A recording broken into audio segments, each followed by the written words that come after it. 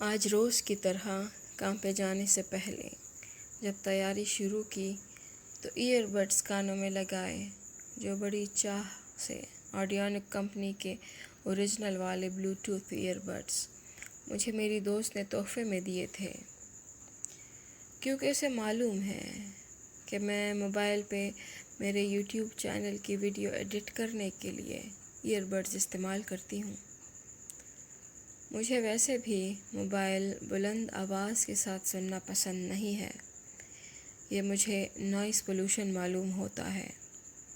بہرحال یہ year buds آج کل میں ایک آڈیو ناول سننے کے لیے استعمال کر رہی تھی۔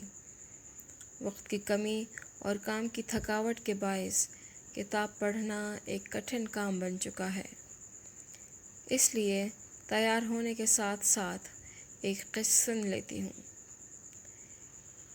یہ میرے دن کے بہترین لمحات ہوتے ہیں۔ گاڑی کے آنے تک میں تقریباً آدھے گھنٹے کی قسط سن لیتی ہوں۔ آج میں مصنفہ نمرہ احمد کی ناول کی 20ویں قسط سن رہی تھی جب میری 3 سالہ بھتیجے نے مجھے باہر بلایا۔ میں ایئر بڈ سمیت اسے باہوں میں اٹھائے کمرے سے باہر آئی تو میرے بائیں کان والا ایئر بڈ میرے کان سے گرا اور اس کے کان سے لگانے والا وہ حصہ جس سے آواز کانوں کے اندر جاتی ہے اس سے الگ ہو گیا۔ اس کے اس طرح 2 ٹکڑے ہو جانے سے میرا دل نہایت غمگین ہو گیا، کیونکہ میں اپنے گیجٹس کا بے حد خیال رکھتی ہوں۔ اس سے پہلے بھی وہ یہ زمین پر گرا ہے مگر ٹوٹا نہیں تھا۔ میرا ڈرائیور آیا اور میں جلد ہی کام کے لیے روانہ ہوئی۔ سارے راستے دل خفا رہا۔ دن کا آغاز عجیب ہوا ہے، آگے دن خیر سے گزرے یہ دعا کی اور نکل پڑی۔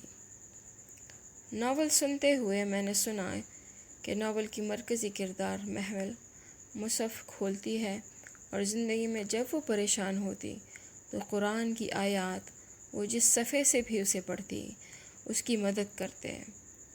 اسے لگتا کہ اللہ اس سے کلام کر رہا ہے، اسے تسلی دے رہا ہے۔ نمرہ احمد لکھتی ہیں کہ قرآن کو اسی لیے کلام کہتے ہیں، یہ اللہ کا انسان سے کلام ہے۔ یہ قرآن کا معجزہ ہے کہ آپ جس آیت کو پڑھیں اس میں آپ کو اپنے مسائل کا حل نظر آئے گا۔ یہ سبق ذہن میں آتے ہی میں نے ترجمے والا قرآن اپنے فون میں کھولا اور اسکرال ڈاؤن کر کے کسی ایک آیت کے ذریعے تسلی لینا چاہی۔ میں پریشان نہیں تھی لیکن بے چین تھی، جانے ایسا کیوں تھا سمجھ نہیں آتی تھی۔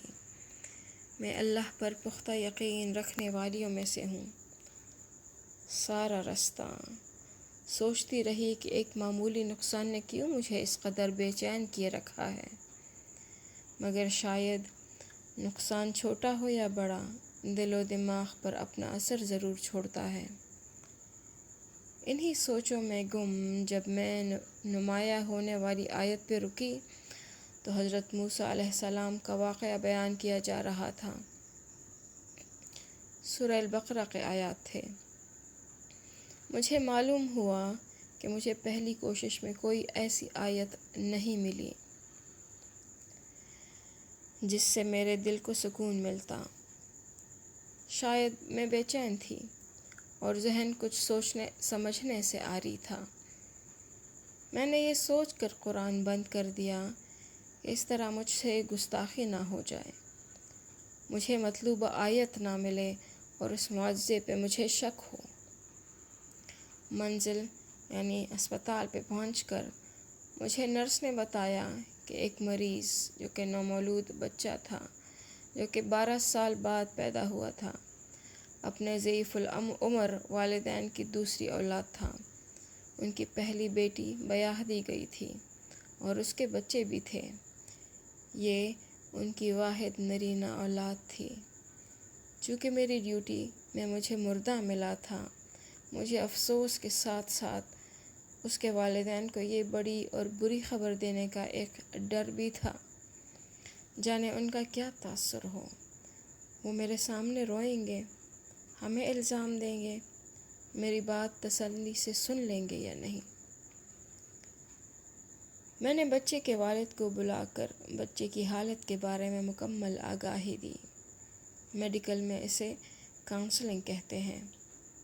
آدمی بڑا بھلا اور میری توقع سے زیادہ صابر تھا، بلا کا صبر تھا اس میں۔ لیکن میرے منہ سے بچے کی وفات کے متعلق الفاظ سنتے ہی اس کی آنکھوں سے جو آنسو ٹپکے تھے، اس نے مجھے ساری شام اتنا غمگین رکھا کہ جس کی حد نہیں، کیونکہ آدمی بہت کم روتا ہے نا۔ اس واقعے نے میری سوچ کو ایک نئے رستے پہ ڈال دیا۔ قرآن آیات کا مجموعہ ہے، لیکن دنیا کی ہر شے بھی اللہ کی ایک آیت، اللہ کی نشانی ہے۔ اللہ نے مجھے ان والدین کے ذریعہ کتنا پریکٹیکلی سمجھایا کہ میرا نقصان ان کے نقصان سے بہت ادنا اور چھوٹا تھا۔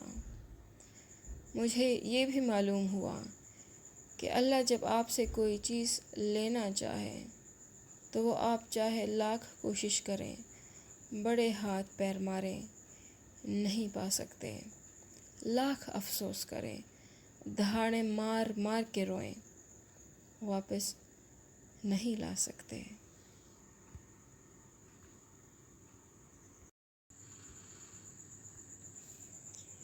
شام کی ڈیوٹی ختم ہونے سے 20 منٹ پہلے نائٹ شفٹ والی خالہ وارڈ آ چکی تھی۔ اسے روز کی طرح قرآن کی ایک ایک آیت لفظ و لفظ پڑھاتے ہوئے اور پھر اسی آیت کا ترجمہ پڑھتے ہوئے سورہ البقرہ کی آیت نمبر 20 میں اللہ نے قرآن کا معجزہ کہ ہر آیت ایک تسلی ہے، ہر آیت اپنے بندے سے ایک کلام ہے، سچ ثابت ہوا۔ سورہ البقرہ آیت نمبر 20۔ بے شک اللہ ہر چیز پہ قادر ہے۔